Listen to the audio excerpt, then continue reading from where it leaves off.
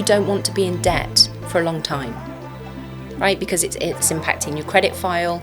You want to be out of debt as quickly as possible. But equally, you need to be able to pay your bills. You need to be able to keep the lights on. You need to keep a roof over your head. You've got a lot of things to juggle. So it's really about how you get yourself out of that in a healthy way and in a supported way. And number one is, it's in our best interest for you to be financially healthy, because then you're going to be on that road to recovery a lot quicker. Welcome to Radical Transformation, the show where we get up close and personal with inspirational and transformational leaders. I'm your host, I'm Mike Sweatman, and today you're in for a real treat because I'm absolutely thrilled to be joined here in the studio by the multi-award winning Vikki Wilkins, whose groundbreaking work with the PRA Group, which includes identifying and supporting vulnerable customers, was recently recognised by Women in Credit as Transformation of the Year Award. So congratulations, Vikki. You're obviously very busy. Yep. Welcome to the show today. Thanks for joining us. How are you? I'm good, thank you. Yes, thank you for having me. This is my first podcast, so maybe my last, but this is definitely my first podcast. I'm very excited to be here and talk to you about what we've been doing. Well, I'm thrilled you can make it today, and thanks for joining us all the way from Scotland. Yes, as well. My accent doesn't do that, but I am actually from Scotland. Yeah, I live in Kilmarnock. Got it. Well, listen, let's dive straight in then, in that case, Vikki. So tell our listeners a little bit about you. Who is Vikki, and what is your role today at PRA Group? Okay, so I am Vikki Wilkins, Head of Customer Insight for PRA Group UK. I have been over the years various different roles, one of which was more recently Head of Customer Services.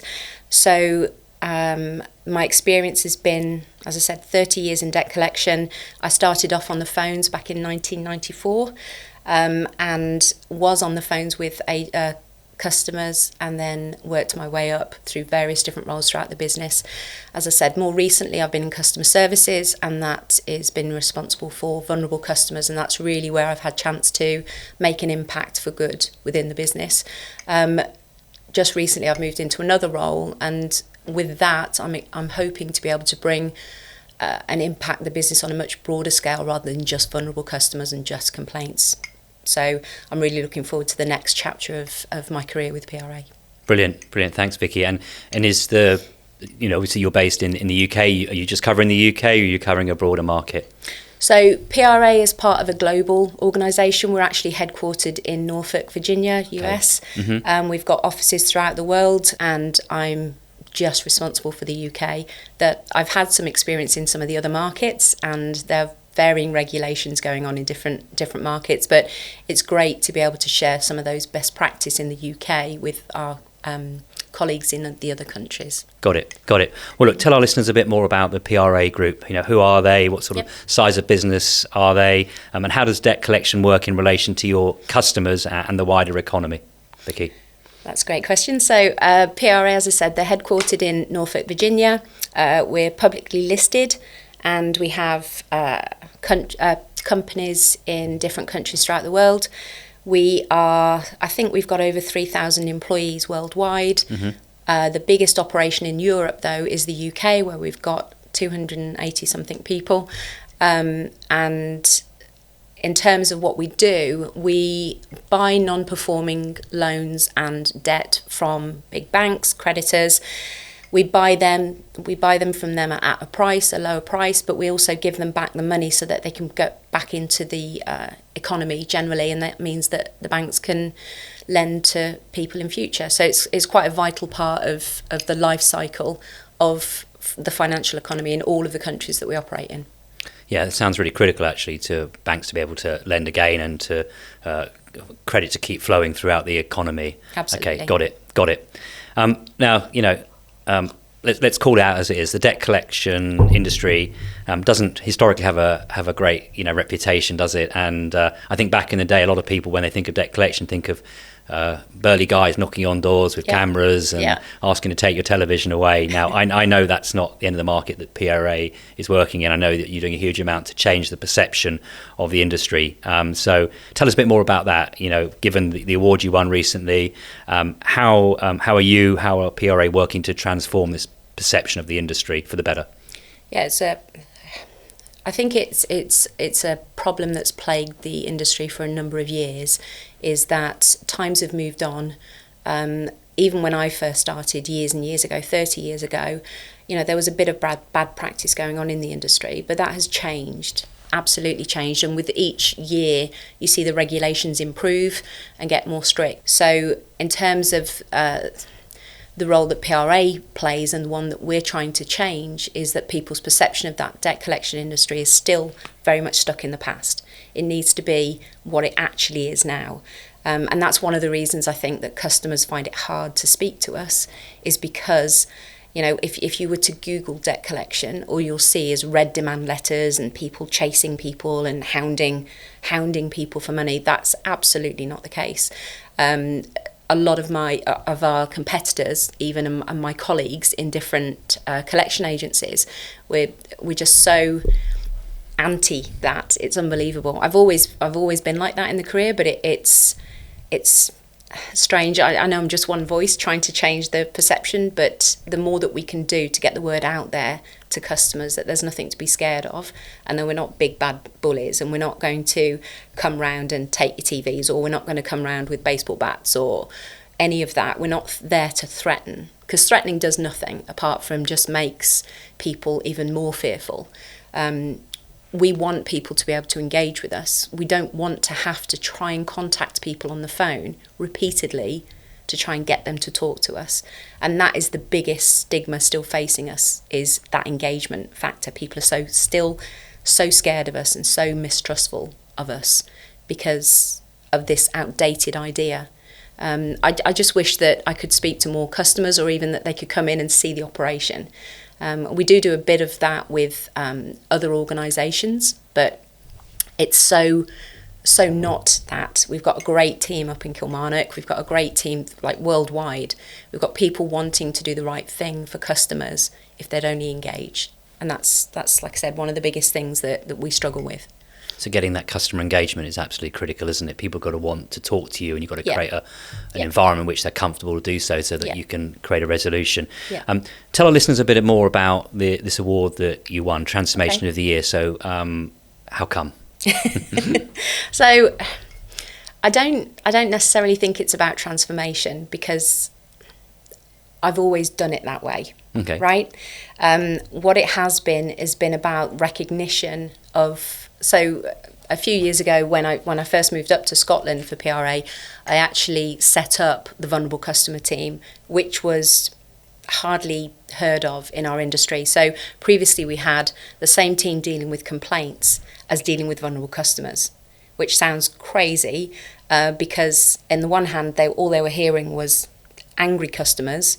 On the other hand, then they had to suddenly switch and turn to start speaking to customers who were going through some really terrible situations. So it was just as an aside. It was kind of the difficult calls they were put into this team. And they're two completely different roles, aren't they? Yeah. Quite different skills. Definitely, yeah. Huge amounts of different empathy as well. Yeah, and it was hard for them to. And no, don't get me wrong, they dealt with it very well, but it was just you had to keep switching mindsets. So when the team moved up to Kilmarnock, it was my opportunity then to go, right, we need to do this and set up a team that's just all about supporting vulnerable customers. So we had to start with a 4-person team. That then grew. We're now looking around about 24 people. How did you pick that team? You cast your mind back. It's 4 people. How did you do that? Yeah, we had a whole group of our telephone collection agents, and I listened to the calls that they were doing, and I'd heard empathy skills. I'd heard some really good listening skills coming from a number of agents, a handful of agents that I was like, those ones. I want to handpick those ones. Now, don't get me wrong, again, the rest of the collections team were great, but these ones in particular stood out to me. And after talking to them, I found that they'd had some past experience themselves with some form of vulnerability. Maybe they'd suffered from depression or anxiety in the past. Maybe they just had a lot more empathy for customers, and they were prepared to listen. So I had the benefit of listening to live calls to see how they actually were with customers, and we handpicked them especially for that job.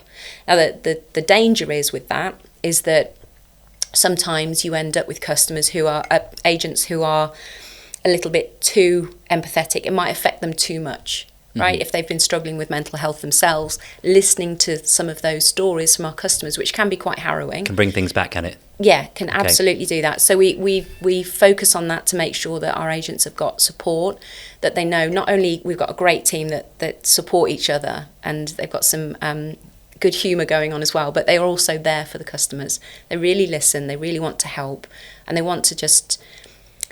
It's a bit more like it's bespoke support for each customer. So if you imagine in a traditional call centre, you'll ring back, you might speak to agent A, next day you're not guaranteed you'll speak to that agent. You've got to go through it again with the next person, and sometimes you have to repeat to different people throughout, because you'll never get consistency of care throughout. So what we did with the vulnerable customer team was we set it up so that that team had dedicated cases assigned to them, so that they would really understand the customer. They also had the chance to read all through the customer's case history before they rang them back, so that they would know exactly what they're going into. The customer already knew them because they'd had the conversation before, and they just built up that rapport and that relationship that was then ongoing. So that was really, really effective, and it helped customers as well to know that we're not faceless, nameless people at the end of the phone, that they know that their case handler is, I'm going to say Morag, and that they know when they phone back in that they can speak to her, and that they can get that consistency of care and they don't have to go through it all again. Got it. So they're no longer a number. They've got a dedicated person that's going to support them through their repayment journey. Absolutely, yeah. And just take them by the hand and lead them through the journey step by step. And especially during COVID, I think that was even more important. So the team were quite keen during COVID they had some customers that they were regularly in contact with, who they knew that we were sometimes their only lifeline. So we were the only ones who spoke to them. You know, they were isolated, they were living alone, and they were the ones that were most at risk. So we made sure that during COVID our inbound lines were always open, but also the teams were encouraged, if there was anybody in their caseload that they knew of that might be struggling, to proactively make contact with them just to have a chat. You know, is everything okay? Have you got... sit down, have a cup of tea, everything okay? Is there anything we can do to support? How are you getting through this? Have you got support locally? Those kind of things. So that's definitely going above and beyond, isn't it? That's not your that's and not that was a the team's idea. relationship. Like, I'd love to take credit for it, but it was all the team's idea. Okay. And one in particular stands out to me was one of the team had been speaking to a customer, and they got off the phone and they said, look, this customer has got no money whatsoever. They haven't got food on the table. They've been without food for days, and they can't get out of the house. And with all the support that was going on in COVID at the time, and care homes even, the lack of community support was evident. And she was like, we need to do something. I can't sit here and know that there's somebody who is starving outside of our remit. She said, is there anything we can do? And I said, well, what did you want to do? She said, well, can I phone their local council and try and get some food support for them? Can I do that? And I was like, absolutely you can. I said, but you need to get customers' consent before you actually do that. So just give them a call and say, I'd really like to help to do this for you. Are you okay with that? And the customer agreed. Was a bit reluctant at first, but agreed. And then she contacted the local council. She managed to get a food parcel that same day and ongoing support for them. And that was just amazing. And one of the many standout stories for me that the team know that they can go outside of the standard remit, and they want to do that to help people. So that was absolutely the right thing to do. You know, person to person, forget customer, forget somebody in debt who owes us money. It was about helping that person. So what I'm really hearing there, Vikki, is that you're empowering the team, and it's not all scripted by any means. This is about doing the right thing, recognising customers that are vulnerable in a bad place, and having the ability to do something about that. And really that's going above and beyond, isn't it? Definitely, yeah. And it's about trusting your team as well. If you have the right people and you empower them in the right way, then they will feel that they can make a difference in people's lives, and they know that. They know they can do that. I don't want to be, just treating customers as numbers and bits of information just in writing. A customer is not their account details that show on the screen. There's a lot more to it than that. I trust them to do the right thing for the customer. I trust them to get that balance right of what's good for the customer and also what's good for the company. Yeah. And often the two are one and the same, aren't they? Absolutely, yeah. I mean, from a customer point of view, and if you place yourself as being in debt, you don't want to be in debt for a long time, right? Because it's impacting your credit file. You want to be out of debt as quickly as possible. But equally, you need to be able to pay your bills. You need to be able to keep the lights on. You need to keep a roof over your head. You've got a lot of things to juggle. So, but I also, yes, obviously I want the money back, but equally, I want you to be out of debt as quickly as possible as well. We've got the same exact goal. So why not work together to do that? You know, bearing in mind your priorities as well. That's the important thing as well, is trying to really understand what the customer needs are and their wants. But really what they actually need and what their end goal is really key to understanding how you can best support them and get the best resolution for them. So actively listening, I guess, is critical here. Definitely. Vikki, another question sort of just come to mind, and this could be relevant to anyone that's dealing with vulnerable customers that potentially have got mental health issues, and maybe they're, as a business, setting up a team to deal with that kind of issue. What sort of external inspiration did you take or draw upon when you set that team up and when you built and trained it? I'm thinking there are a lot of charities out there, for example, that do just this. So, again, just for our listeners, is there any advice and guidance you could give around, how you might partner, how you might be able to bring some of these skills into your organisation, using that kind of network? Sure, yeah. So we had, at the very beginning, we had Samaritans come in and do some training, not just about how to speak to customers, but how to keep yourself healthy and in the right mindset. Right. We've had charities come in from things like Dementia Awareness Mind UK as well. They do some great work out in the communities, but they're very specialised subjects. So it's not just about one vulnerability, and vulnerability affects people in different ways. So there's so many things that go into vulnerability, right? So it's not just about mental health or physical health. For me, I have arthritis, right? And it affects me in a certain way, but most of the time I'm okay. But another customer with the same condition, it can affect them so much differently. It might affect their ability to work, their ability to earn money, their ability to even interact with people or get out of bed in the morning. So you've also got to be aware that vulnerability is not a label that you can then say, right, they fit in that box and I've got to treat them this way. It's really understanding the impact on each individual customer. So for that, like I said, it's really being able to listen, being able to talk to customers and even get them to disclose the vulnerability in the first place. Because a lot of customers will think they're judged on their vulnerability and it might hamper their chances in future if they disclose something to you. I think they think that sometimes that if a creditor knows they have a certain vulnerability, then they won't get access to products and services like everybody else. So they won't disclose it till they absolutely have to.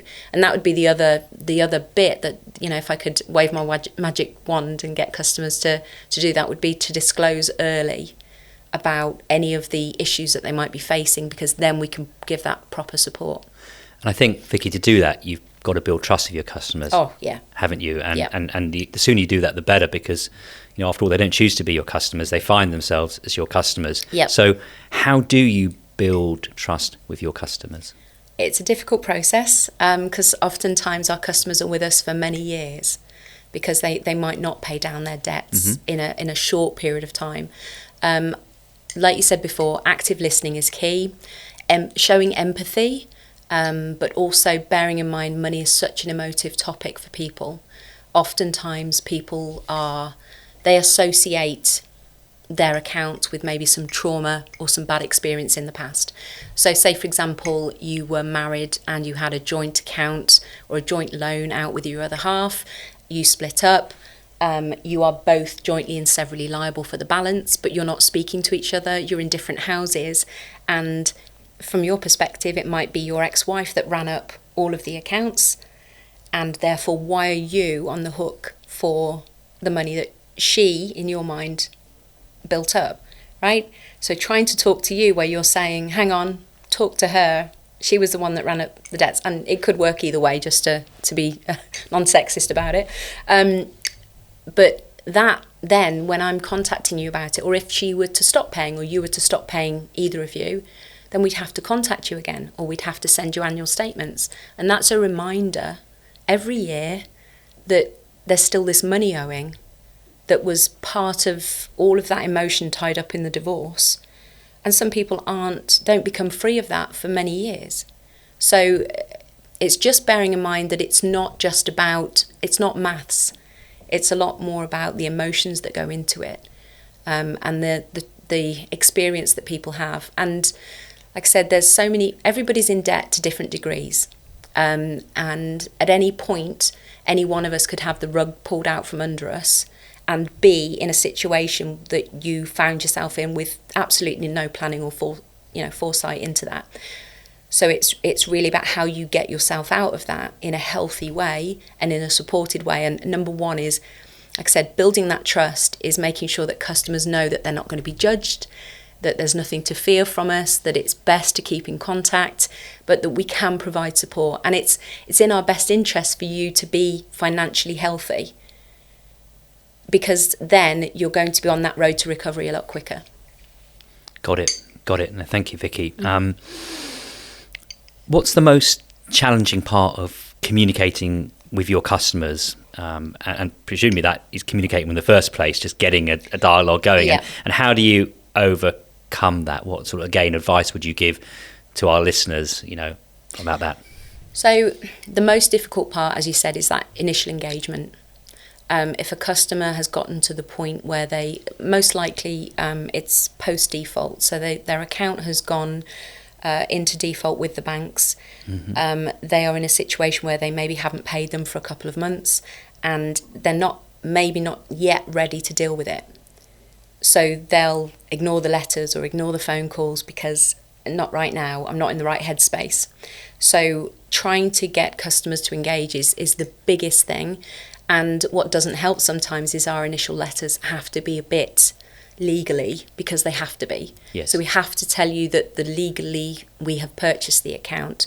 That's not great wording for any consumers. So what we try and do is look at how we can make that more customer friendly to explain what happens. So, our website is very, very customer friendly. We understand that debt happens. We're not there to judge. We're not there to take every penny that you have. We're not there to bully you into something that you can't do, but we need people to engage more. So from a tips point of view, I'd say just make sure that your customers can access you in whichever channel, in whichever way they can.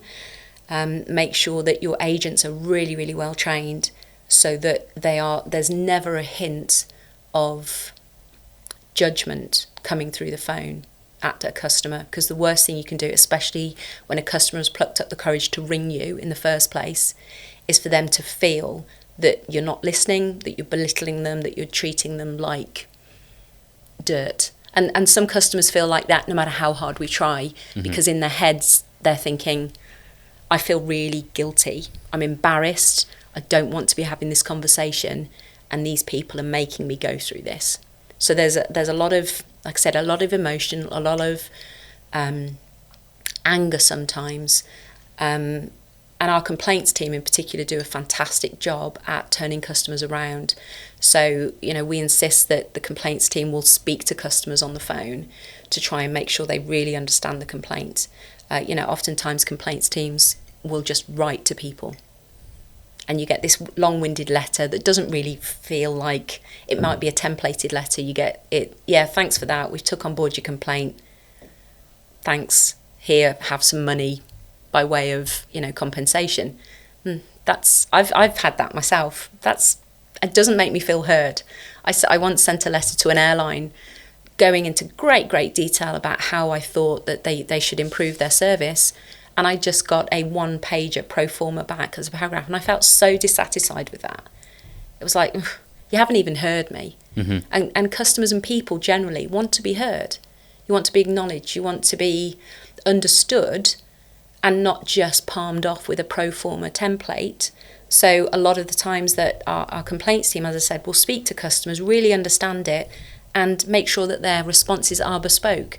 And whilst customers might not like some of the responses that they may get, they understand that these are the reasons behind it. And it's also better if our complaints team can speak to the customer and explain that to them in person, because that lands so much better, and customers, I think, really appreciate that as well.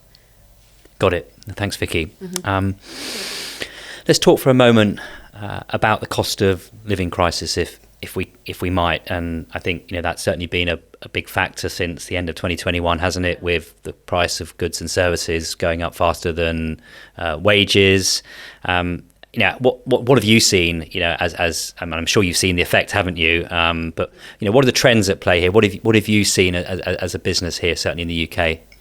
So it's a difficult one, because I don't think we've quite felt and seen the full impact yet. It hasn't played through yet fully. Yeah, it takes a long time for customers to deteriorate over time, right? So it's some customers, and we found this during COVID, some customers started dipping into their savings rather than contact us to still repay. Okay. Other customers panicked, first of all, because they were maybe put on leave for a little while, so they'd panic. So furloughed. Yeah. Thank you. So they would ring us up and go, "Oh my God, I don't know what to do." And we're going, "Okay, well, when do you find out your next bit of information? Okay, contact us then, but absolutely we can do lots of things from a forbearance point of view." So we also found, I think more recently, more and more customers who have never been with us before have come to us. So it's been a lot of new profiles, you mean? New profile of customers, yeah. And I think the debt advice charities would also say for them, they've seen customers who are just not familiar with the experience at all, because they were maybe on the edge and something again has happened, and this just slight increases has meant that they have more expenditure than they have coming in. So they're like, now what do I do? And more people are going to debt advice. But again, there's normally at least 12 to 18 months when people first start realising that they've got issues before they'll actually go and seek any kind of debt advice. And that's a shame, because again, people think sometimes they can deal with it on their own and that they don't need financial advice, but actually dealing with it as soon as possible is much better than leaving it until you start having sleepless nights. It's those things, it's those crisis points that people often leave it too late. And I didn't get financial education in schools. The government are doing a little bit more of that, and there are some great charities out there that do more about financial literacy. But a whole load of adults, my family, my close friends will come to me for advice and go, what do you think we should do here? And I go, okay, well, let's sit down and talk about it. It's quite a taboo topic, isn't it? Yeah, I mean... And shame associated with it as well, I think, in some cases. There's a Talk Money Week that comes up every year in November that we participate in as regularly as we can. And there's such a lot of people who just don't talk about money. That's with your maybe elderly parents, about what's going to happen with them from their wills, that kind of thing, whether or not they're going into a home at certain parts of their life, whether you're speaking to your partner about money. So many times I see that people are keeping secrets from their other halves, and they haven't spoken to them about it. They're going into marriage not having discussed money and their attitudes towards money. They are not talking to their children.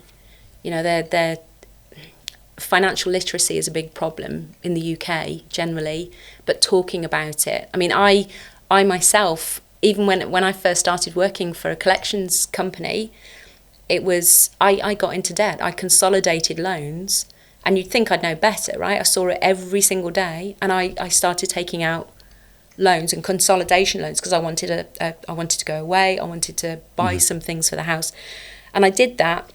And I got to the point where I'd run up £22,000 worth of debt, and then I stopped and realised I needed to stop, and then I started paying it back, and it took me a few years at £500 a month before I could pay it back, And once that was done, I could move into a house and get a house of my own, because I had then had £500 a month disposable income, which was great. But it also taught me an important lesson. And unfortunately, there's a lot of people in the UK that you can't learn that lesson too early. You know, sometimes you learn it the hard way rather than actually experiencing that and doing that. So, yeah, financial literacy is a big topic close to my heart.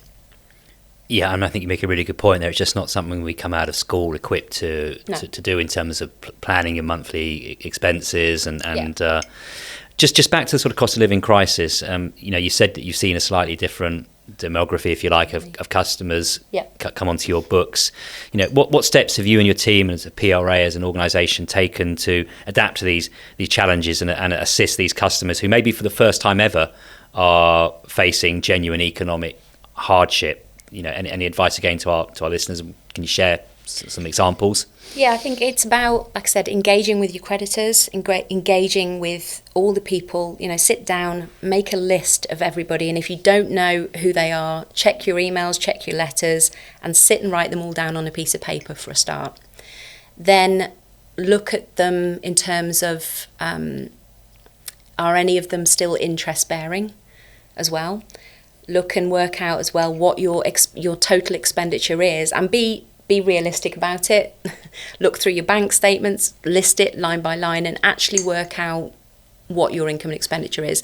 And then go to the creditors, talk to them, explain that you've worked this out, and make them an offer of payment to say, this is what I want to do to be able to repay it. So we'd far rather that customers work out their finances, come up with a realistic payment plan that's going to work for them, and then they can pay more as and when that happens for them. But also, if customers are suffering some short-term issues, right? Something's happened, an unexpected expense, maybe, a fridge freezer's broken down, or you need to get something immediately, then we understand. So give us a call, let us know. There's asking for time to be able to sort things out is far better than falling into arrears because you're trying to juggle too much. So be proactive, and if you're not happy picking up the phone, contact via the website, email, SMS us, just speak to us. And again, so there's a lot of free debt advice charities out there that do fantastic work, and we pay FCA fees every year, and those fees go into funding free debt advice for customers. Right, so free debt advice is out there, and it's funded by the government, and it's also funded by us and banks and building societies, financial institutions. It's there for a reason. It's there to help people out. So again, family and friends, I've recommended them in the past. Go to these people. They will sit and work out everything for you. But not only that, they'll work out if you're entitled to more benefits and things you didn't even know that you were due. So yeah, embrace it early and be proactive and engage with your creditors. Good. I think that's great advice. And of course, you've got the Citizen Advice Bureau out there as well, haven't you? Absolutely. They are fairly swamped, though, and they've got a lot of face-to-face advice. I mean, they often tell stories. So I'm part of a group called the Money Advice Liaison Group. And what that group aims to do is to bring together all the different sectors of the industry. So you have creditors, you have free debt advice, you have fee charging debt advice, you have insolvency practitioners, you have bailiffs, all in a virtual Zoom room, talking about challenges that customers face and how we can make customers' lives better. And oftentimes people on there from free advice will tell stories of people coming in with plastic bags full of bills and just going, what do I do? And they're there with that face-to-face advice. I've got a lot of respect for debt advisors who do such great work in the community, but they're quite stretched. They can only spend that short amount of time with each customer. So hence why there are more debt advice charities out there that if customers prefer online, or some customers, depending on your capability, you might be able to just take some advice. You need some light touch. I just need to work out my financial income and expenditure. Give me some pro forma letters that I can send to creditors to help me on my way, and then I can take it from here. But that level of support will vary depending on which advice service you go to and what kind of how comfortable you are at dealing with it yourself. Got it. Thanks, Vikki. Great advice to our listeners there, by the way. You've been doing this a long time. How has your experience over the years shape your approach now? So my experience, I think, over the years, I've just become more comfortable with the approach and doing the right thing for customers. It's been shaped over the years with different exposures to different organisations that I may not have even been aware of, one of which I've mentioned already, MALG. Another one is the Money Advice Trust do a Vulnerability Academy, where they encourage representatives who are responsible for vulnerable customers in different organisations to come in and share best practice about what vulnerability means to them and also how to improve things for their customers. So you get chance to link in with your peer group and share best practice ideas. So I'll get calls, or I'll speak to colleagues in the industry who we may not have any direct connection with from a professional point of view, but I know that I can pick up the phone and say, hey, what do you do about this kind of situation? Or I'm looking to change this. Have you done this yet in your organisation? What challenges did you face? How else do you think we can try and tackle this together? So that peer-to-peer networking has been really, really powerful.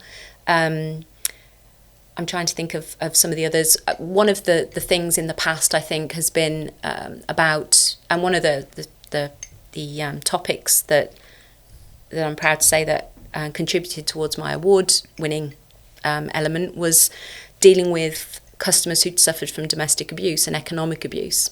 And that's something that goes, even that's a sub-level of the customers that we deal with, that some customers, again, may choose to disclose, may not choose to disclose.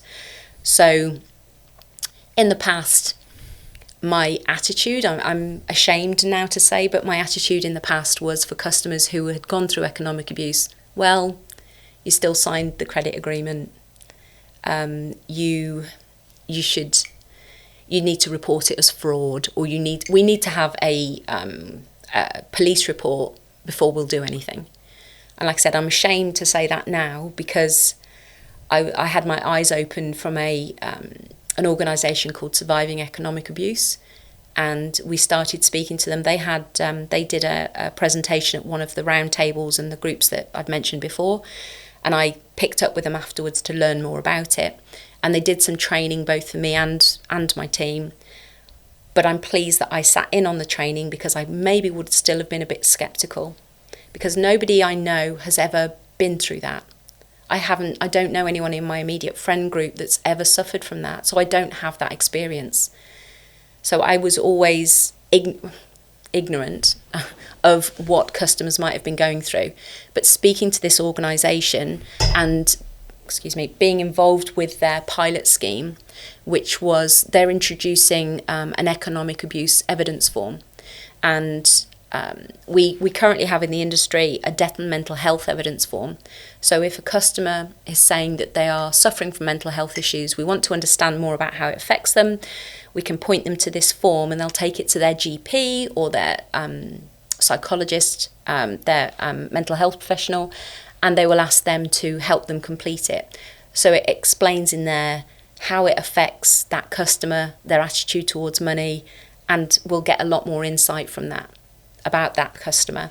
And the Surviving Economic Abuse organisation did one about an economic abuse evidence form, where a customer can go to an approved organisation who's had, their money advisors have had specific economic abuse training, and they will tell them once about their situation, and those advisors are really trained and skilled on how to support customers going through that.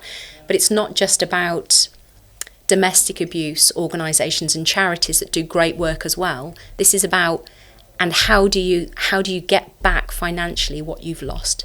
How do you get back on that road to recovery? So this pilot scheme that we were part of and still are part of, we get the forms in from those advice organisations, and we take that information and we get them a response and a decision about their account within 24 hours.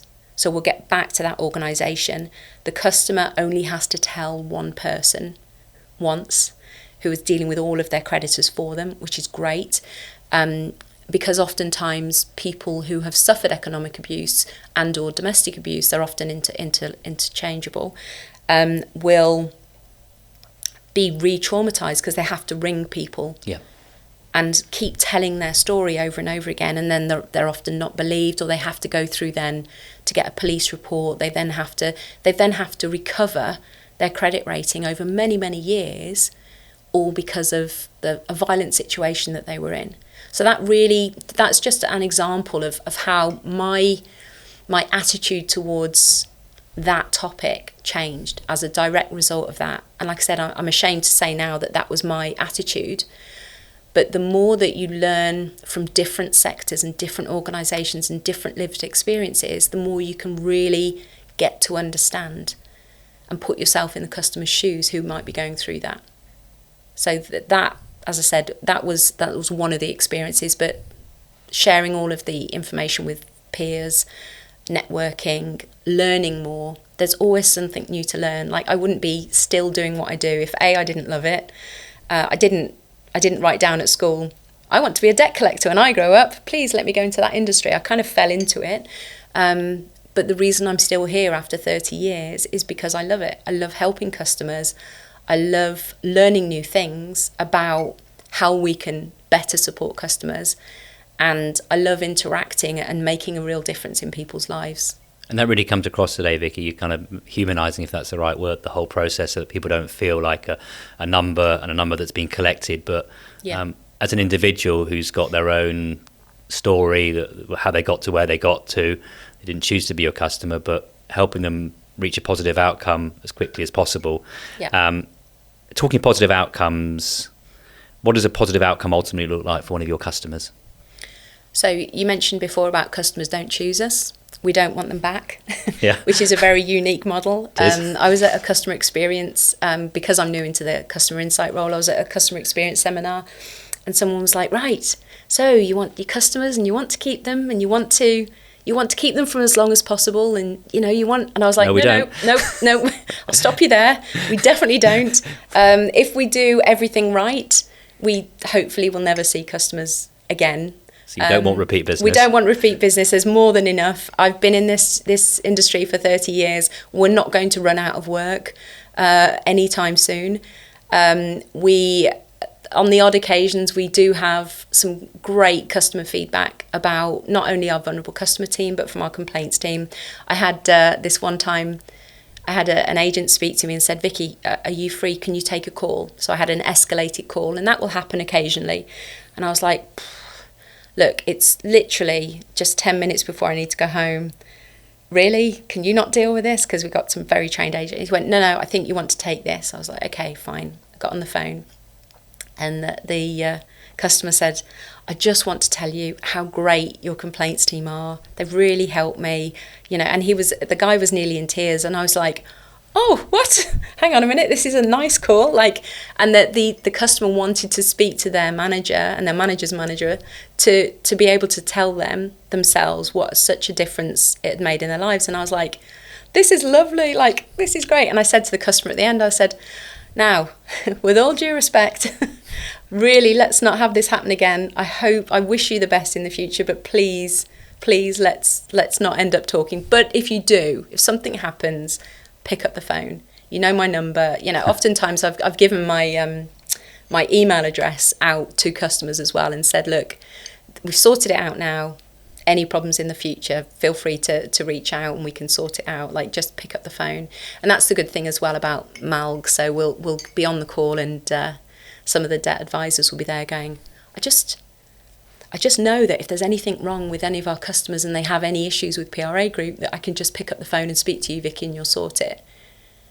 Because that's the kind of relationship that we have, that they know that we're all working together. Historically, creditors and advisors have been on two different sides of the fence, that the creditors never treat customers right, and debt advisors give people the wrong advice. Mm-hmm. That's so not the case. Vikki, what really comes across today is how much you and your team care about giving customers positive outcomes, and with the greatest respect, never seeing them again, all going well, which is really brilliant to hear. And what that really got me thinking about is you've been quite modest today, Vikki, because one of the things that we talked about before we started the show was some of the work your team does talking people out of pretty dark places. Yes. Could you share an example, please? Because it was really mind-blowing, when you told me this story earlier. Yeah. Could you just give our listeners an example, please? One of our vulnerable customer team, Alison, she had to make a call and she got the customer at the wrong time. So she rang and said, "Hi, it's Alison. I'm phoning from PRA Group. Is now a good time to talk?" And the customer said, "No, not right now." And she went, "Okay, so when would be good?" And he was like, "Look, can't speak to you right now. I'm on a bridge."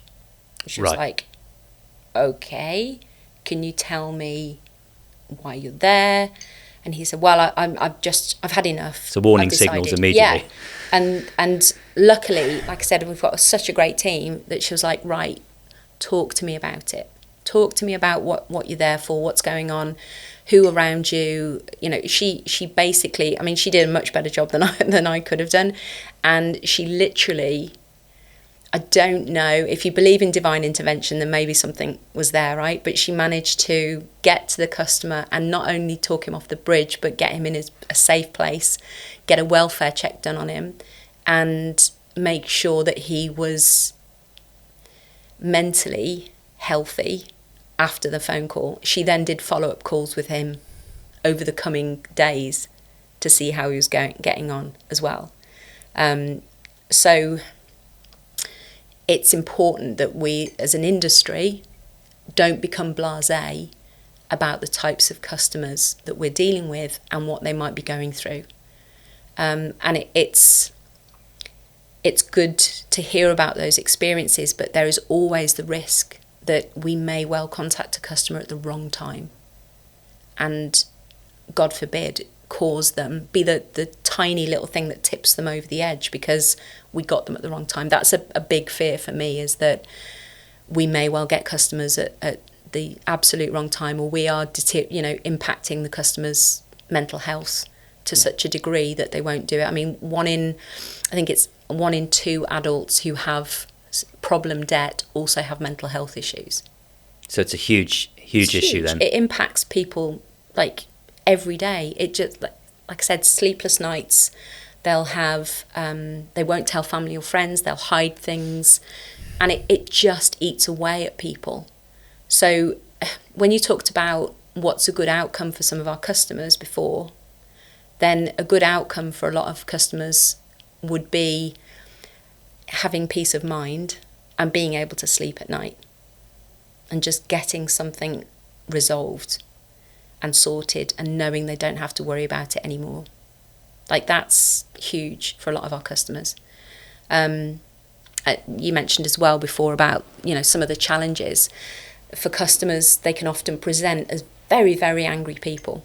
Very angry people. I had a customer once who rang, was a customer's representative, who rang. She was calling the call centre every few minutes. And the minute one of the agents would pick up the phone, she would hurl abuse at them, slam the phone down, and then pick up again. To the point where we can get, if we wanted to, blocks put on phones to try and stop nuisance callers, right? And protect your agents. Absolutely, because they've got to listen to that as well. And it got to the point where the customer would ring, and she got the number directly for the complaints team, and I was sitting right near the complaints team, and she rang in, did the same thing, and then it was like, I need to speak to somebody in charge, and she just let rip. And I was call listening at the time, and I heard this, and I was like, hang on, what's all this about? And I said to the agent, right, the next time she rings, I'll take the call over, which was within minutes, right? She rang back within minutes. And I spoke to her, but I was all ready to go on the attack, right? Don't talk to my team like that. So fight fire with fire. Yeah, hang on a minute, calm down. And I was just ready to go on the attack. And I started off quite, again, I'm ashamed to say now, because looking back I would have dealt with it differently, but I started off quite, okay, well, how can we help? If you'd like to calm down a little bit, which, someone who's very angry is not the best thing to say, by the way, is calm down. Passive aggressive. Calm down, dear, Ooh. Yeah. I mean, it annoys me now. My partner would tell anyone that that's not the right thing to say to me. But I did that, and I said to her, okay. And then I shut up. I kept my mouth shut and let her rant for a good 15, 20 minutes. In between times, I'd go, yeah, I see. So she knew I was still present, listening, engaged, right? And I wrote down some notes. I always keep a notepad by the side of the phone to make sure I can come back to certain bits, right? And after 15 to 20 minutes, she lost some of her steam. I said, right, okay, there's a lot in there. Let me see what we can do about it. Like, what else is going on with you? And it turned out that, so as I said, she was a representative for her husband. Her husband had had a serious accident to the point where he was hospitalised and he might never recover. Mm-hmm. And she was having to pick up the pieces of this. And she had had such bad experiences with other companies before getting to us. And she was so frustrated and angry with the fact she couldn't get on anywhere. Nobody would talk to her because she didn't have signed authority. Right? How does she get signed authority when her husband's in a hospital bed? She can't.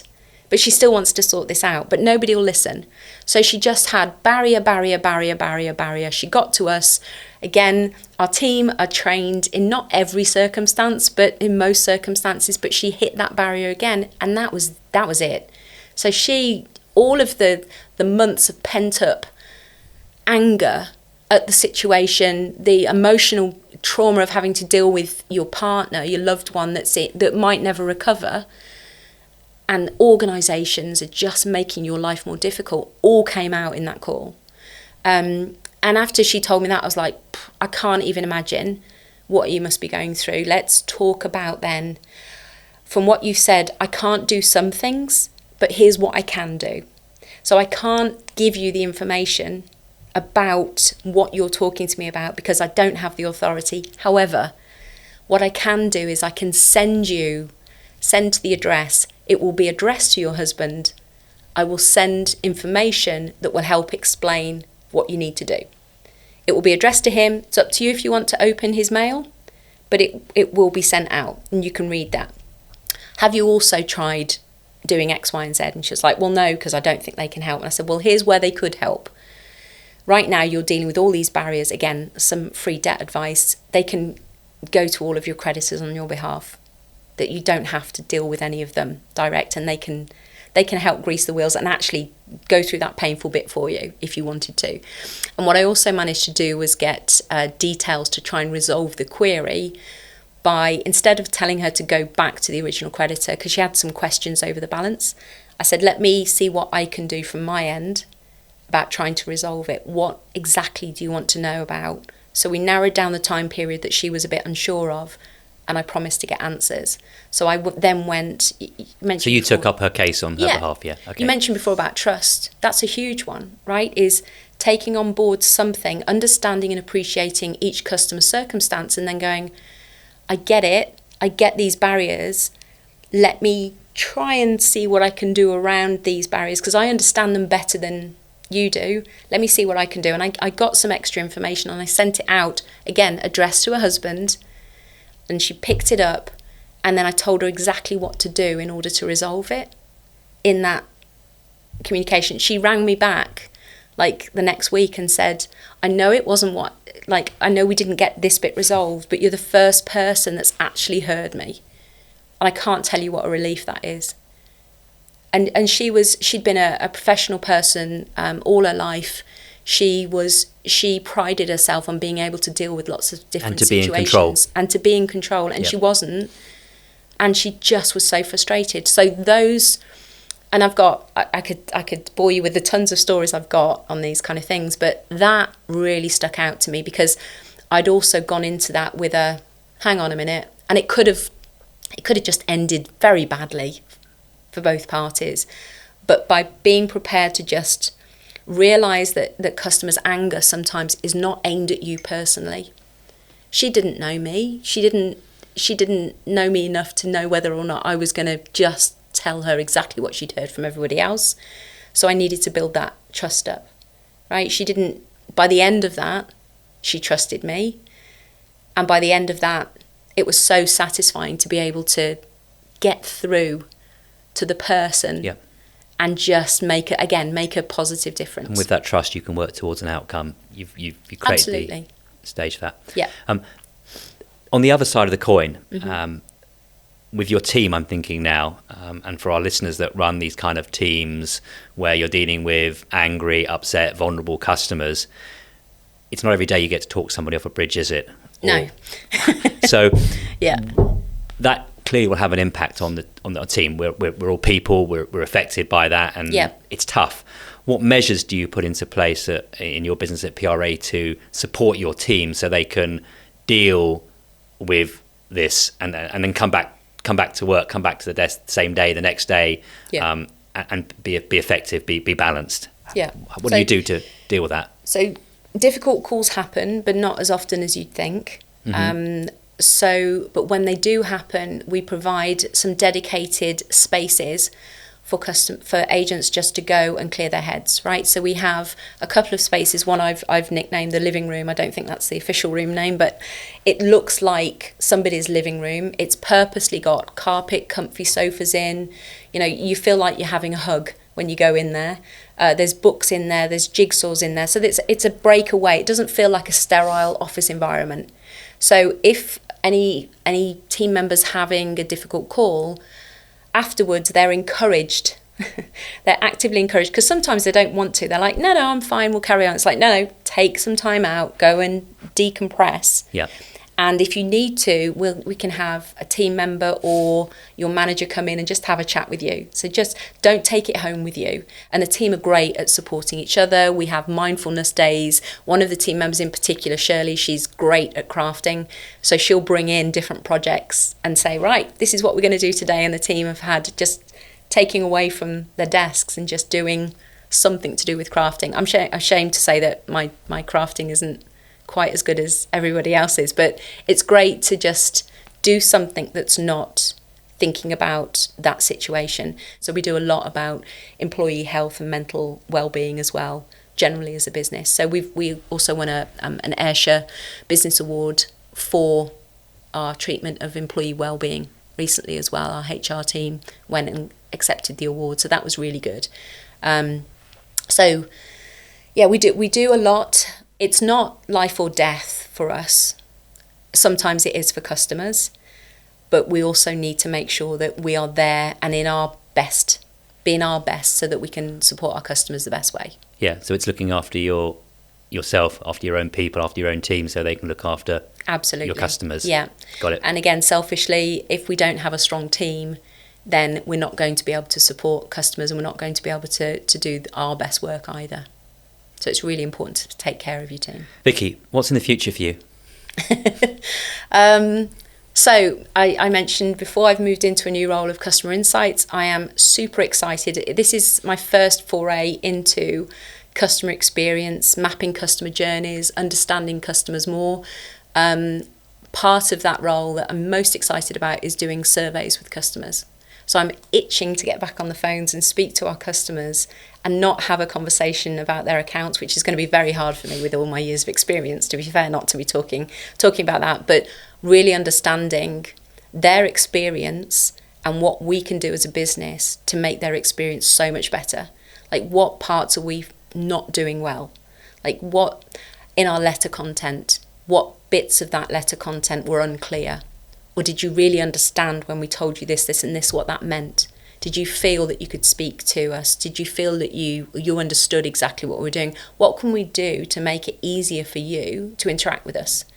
That is going to be gold dust. And I'm so looking forward to be able to do that and have, right now, in the past, I've been able to deal with a certain element of our customers and bring that to life a lot more. This is dealing with a much wider, broader base of our customers.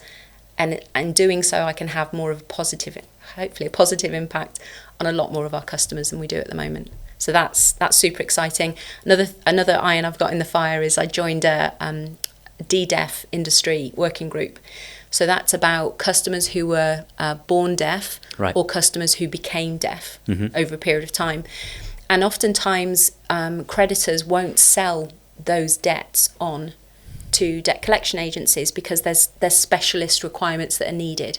And maybe those collection agencies or debt purchasers, such as PRA, aren't set up to be able to service those properly.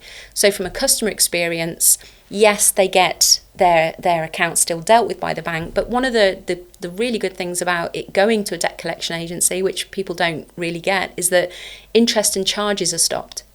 Yes. Whereas if you're stuck and you're not getting that same experience that other customers get and the same benefits that those customers get as products and services from being with a collections company, then you are basically being hampered from having that same experience. So you don't get the opportunity of settlements, for example. That's not, if the bank decides not to sell your account because they think that you need extra support and that other companies can't make up for that, then you don't get those benefits. So as a category, if I can call it that, if you are deaf, Yeah.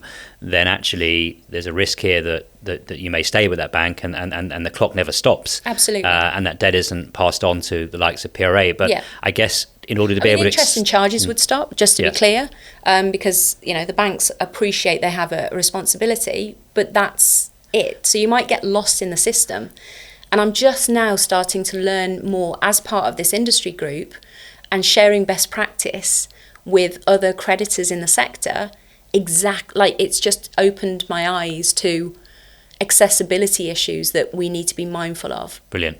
That's fantastic work, Vikki. And keep us posted. You have to come on the show again and tell us how that... Absolutely, yeah. How that I'll tell you what's next on my accessibility team does.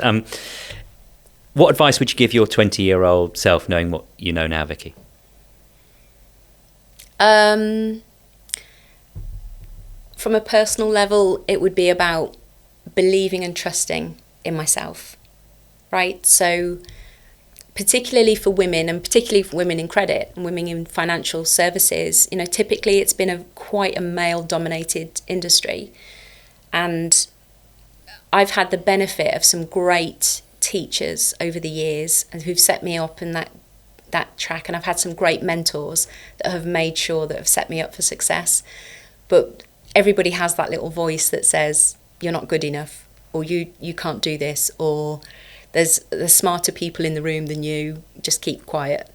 So I would say to my younger self, you've got this, and just believe in yourself, and everything else, if you don't believe in yourself, you can't expect anyone else to.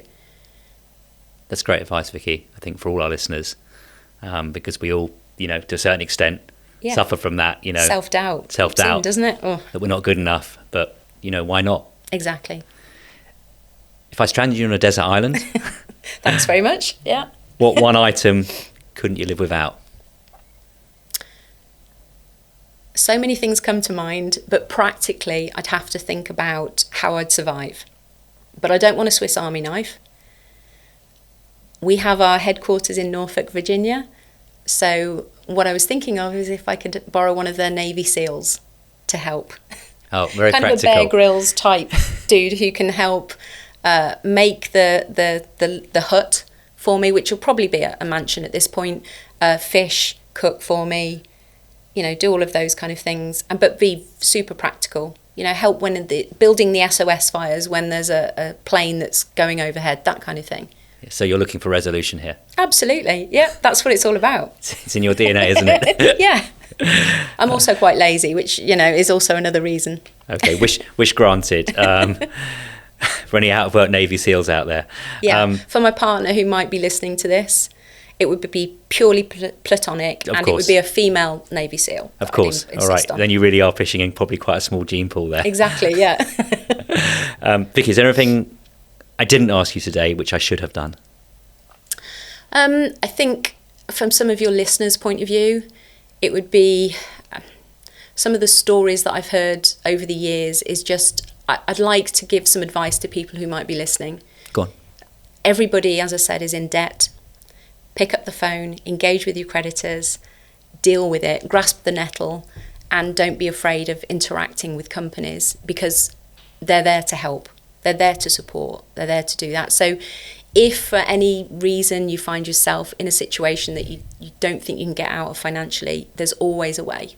There's always a way. Pick up the phone, get advice, and like I said, you can always contact PRA Group. I think I'll be there till I retire, so you can always contact me at PRA Group, but just try and deal with it head on. Don't leave it till it's too late. I think that's brilliant advice for our listeners.